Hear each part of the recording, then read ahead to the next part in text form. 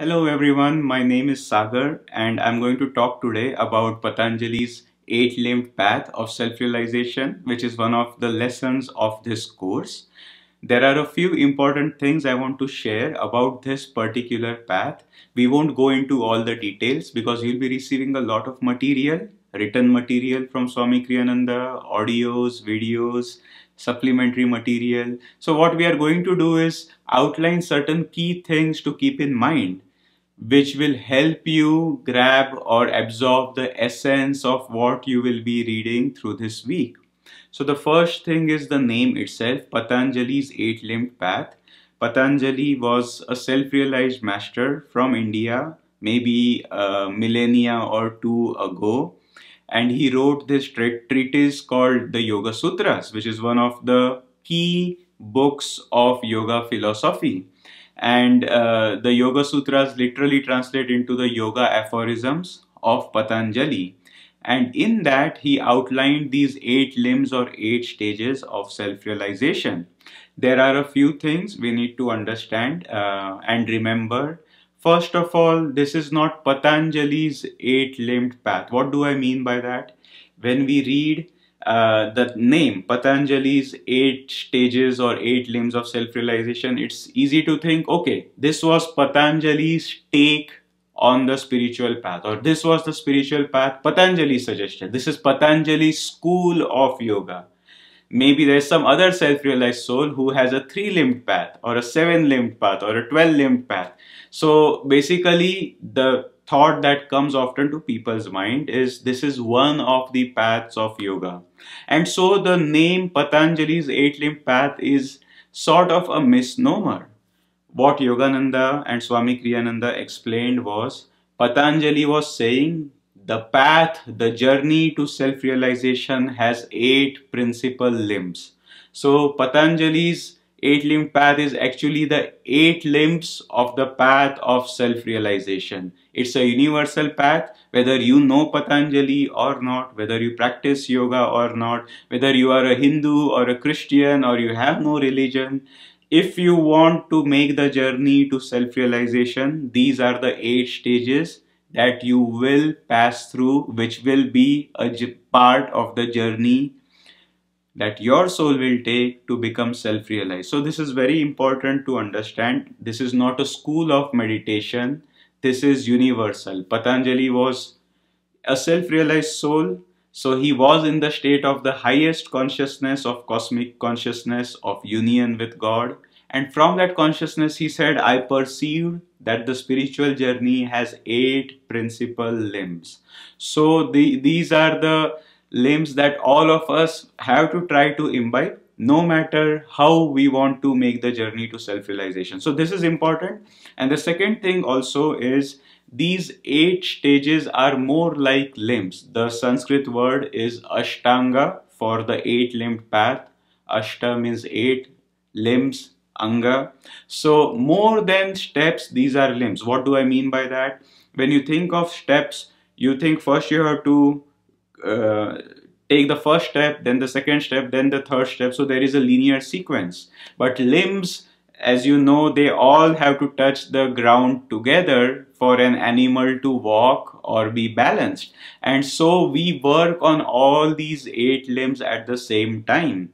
And we will come to the importance of this in just a little bit. But the point is, you don't wait until you master one to move on to the next. Mastery in one happens when you master all the others. All of these will be mastered together. So what are these eight limbs? And I'm just going to read to you first the Sanskrit names of these.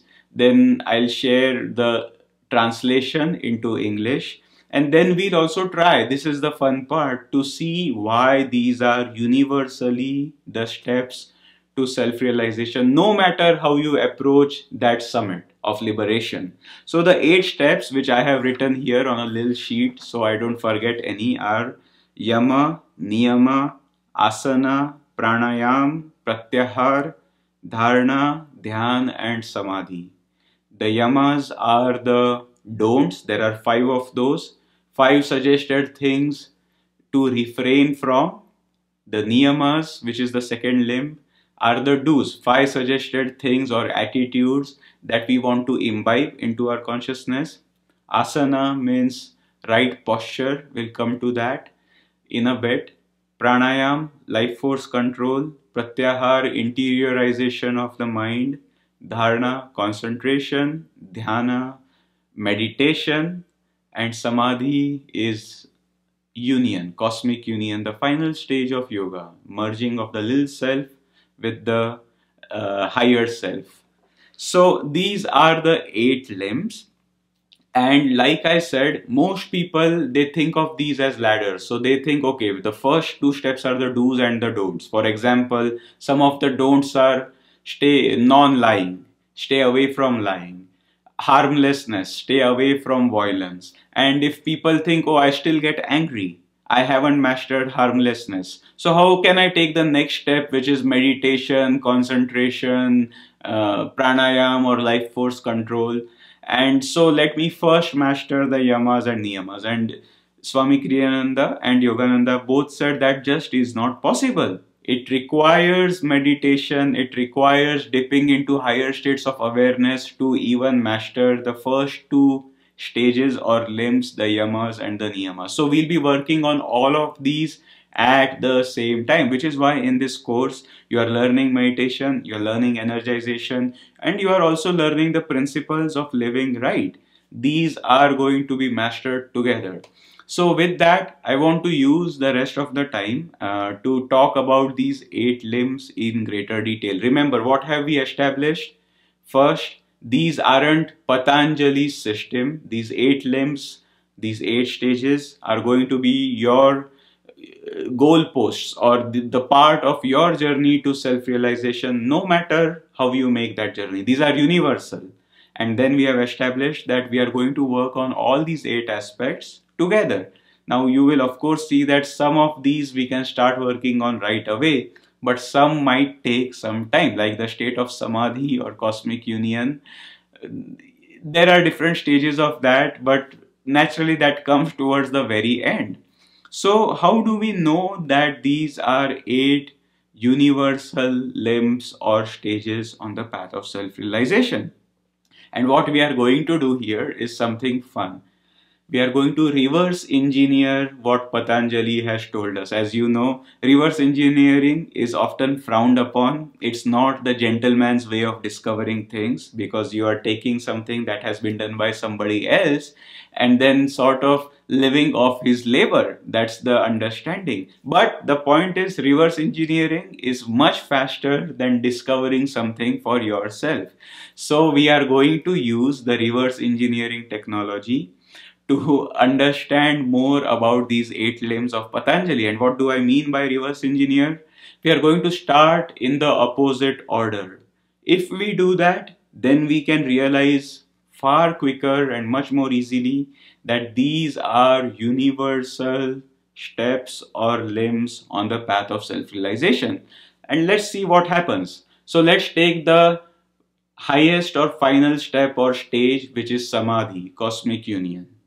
Now, none of us can disagree that this is the goal of yoga, because you all have been schooled enough in yoga philosophy. And if you study deeply the true scriptures of any true religion, you will see this is the final goal, merging the little self into the higher self. This is called samadhi.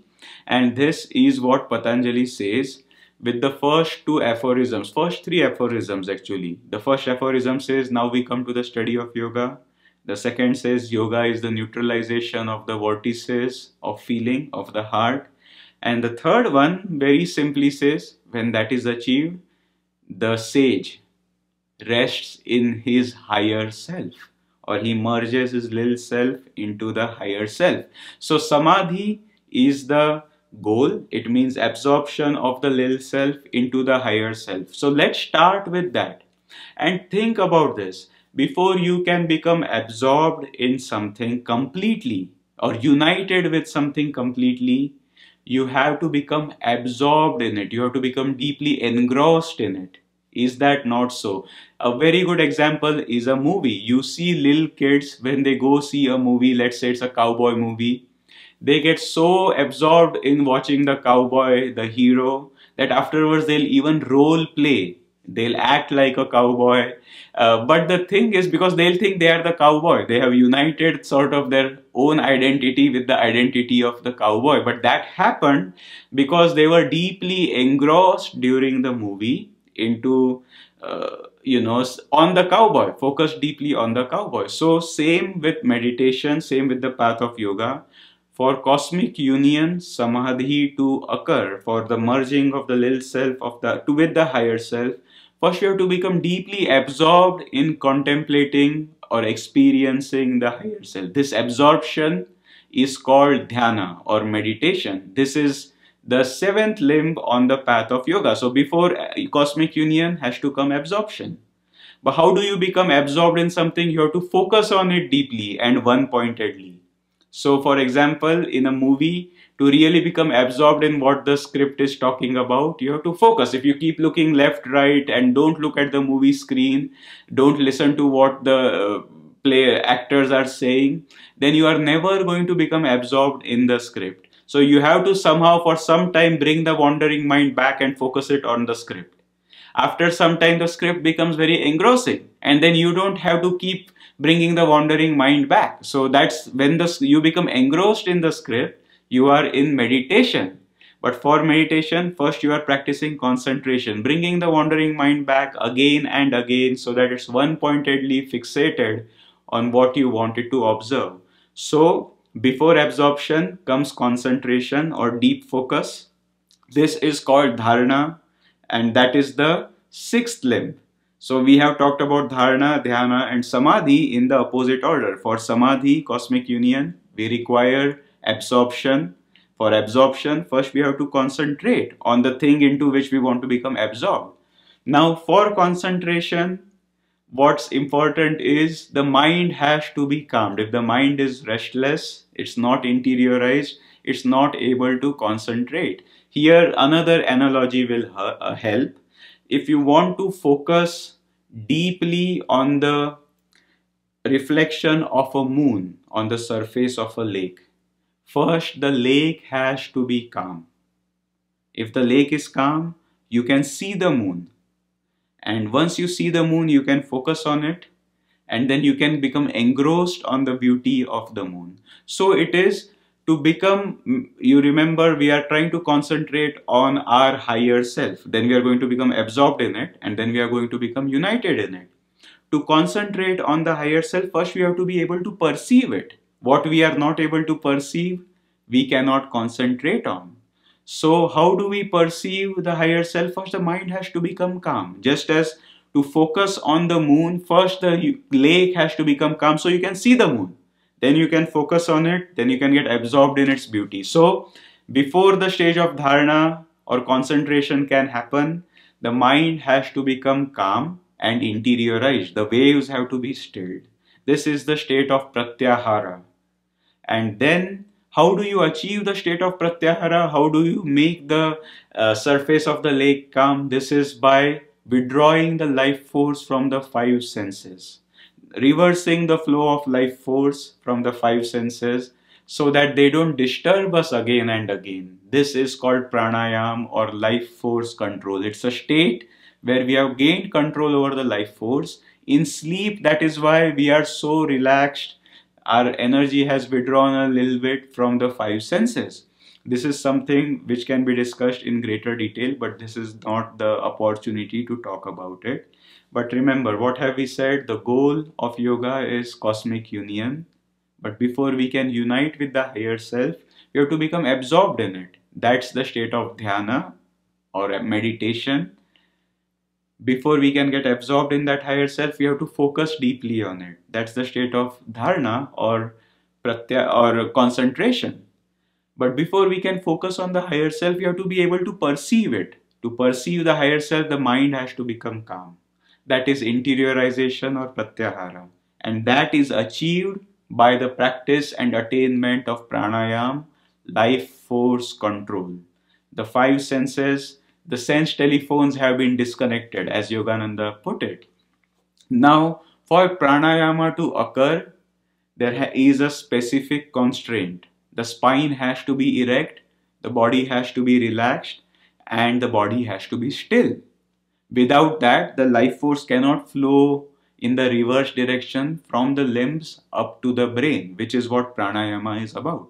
So keeping the spine relaxed, keeping the body spine erect, body relaxed, and body still, not moving it restlessly. This is called asana or right posture. This is the third limb, as you all know, of the path of Patanjali, the Ashtanga Yoga. So asana means keeping the spine erect, body relaxed and still. When this is done, it helps us reach the next step of pranayam. Now, one thing to remember is asana is singular. In the shloka, in the verse, in the Yoga Sutras, Patanjali says, Sthiram Sukham Asana. Sthira means steady, Sukha means relaxed, and part of this is the spine is erect. That's asana. It's singular. It's not asanas. It's not all the yoga postures. Those are beneficial. They help keep the body limber. They help keep all the joints, in a state where you don't feel pains and aches when you sit to meditate. So you can sit steady and relaxed. But asana means just that. The spine is erect, body is relaxed, and you are very, very still. So we have talked about all these states in the reverse direction. Cosmic union, which requires absorption; dhyana, which requires concentration; dharana, which is the prerequisite for that is calming the mind, stilling the mind; interiorization, pratyahara, which is achieved by pranayam or gaining control over our life force, for which having the right posture, asana, is important. So you see, these are all the stages we will go through, no matter what religion, what spiritual training or tradition we come from. And what remains then is the yamas and the niyamas, the do's and the don'ts.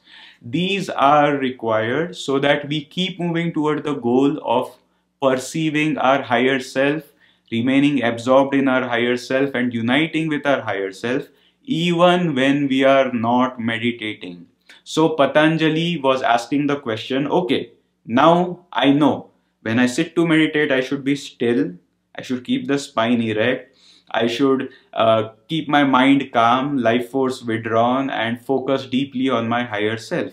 But how do I keep advancing on the spiritual journey when I am not meditating? Because most people will be meditating, let's say, half hour, 1 hour, 2 hours every day. But the rest of their life, how do they make sure they are advancing on the spiritual goal?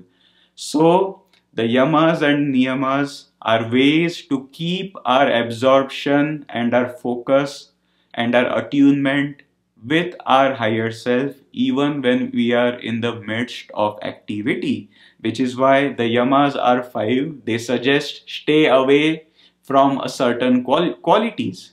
Non-lying, that's one interpretation. Non-covetousness, non-attachment, non-sensuality, and non-violence or harmlessness. Stay away from these because they will agitate the surface of the lake. And when that happens, you won't be able to see the moon of your higher self. And when you can't see it, you won't be able to concentrate on it or remain absorbed in it. And so, how to keep the lake always calm and still? Use these five principles of yamas and the five principles of niyamas, things that we should do, which are cleanliness, contentment, austerity. Austerity is something that just means remembering our joy is within ourselves rather than thinking we need to do this, have that comfort to be joyful. Self-study, and finally the fifth is devotion to the divine goal. So these are, again, the yamas and niyamas are important, but they have their own lesson in this course. But the yamas and niyamas help us to remain focused on the goal of self-realization even when we are in the midst of activity. And so, as you can see, all these 8 limbs are not really the limbs of one particular path to self-realization. You can't bypass them, you can't evade them, these are not optional. If you want to become self-realized, these are the stages, these are the limbs that you will have to work on. And you will have to work on all of them together, and they'll all be perfected and improved upon together as we start walking, if you see a newborn baby or a newborn, let's say, kitten, it starts learning to use all of its legs. It's wobbly on all its legs at the beginning, but gradually it masters the use of all of them together. That is what is going to happen with us. There'll be a little bit of wobbliness in each of these as we keep advancing, but we'll become more and more perfect, each helping the other. So this was a short introduction to what you'll be learning about in this week's lesson on Patanjali's Ashtanga Yoga. Fascinating, fascinating topic at the heart of all yoga traditions and at the heart of yoga philosophy. Have a wonderful journey. Many blessings to you.